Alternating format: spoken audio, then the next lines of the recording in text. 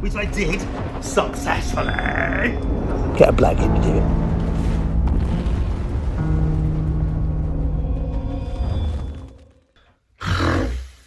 It's another DIY disaster. Oh, wise Alec. I know you're going to completely take the mickey out of me for this one.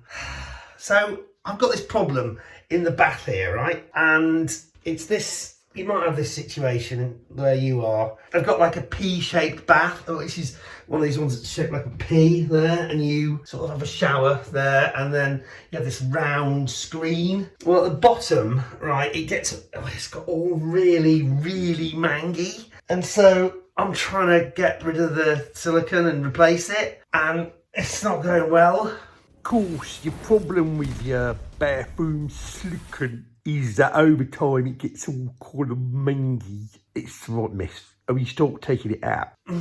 Right, yeah, okay. Well and good, but it was leaking, so I had to do something. You take a look. It now is infinitely worse than when I started. And, oh God, what is that? I mean, yuck.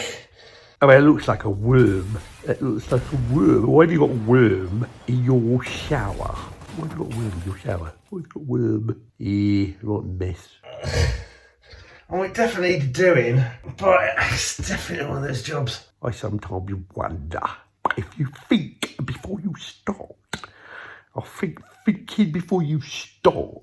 Planning is what you needed to be doing, and you didn't do it. You didn't plan. You don't plan. You're going to mess it up, and that's exactly what you've done. You're on mess. Get a bloke in. Maybe you're right. Maybe I should have got a bloke in. It's horrible. Dear. And I've now got a shower that I can't use. Oh dear.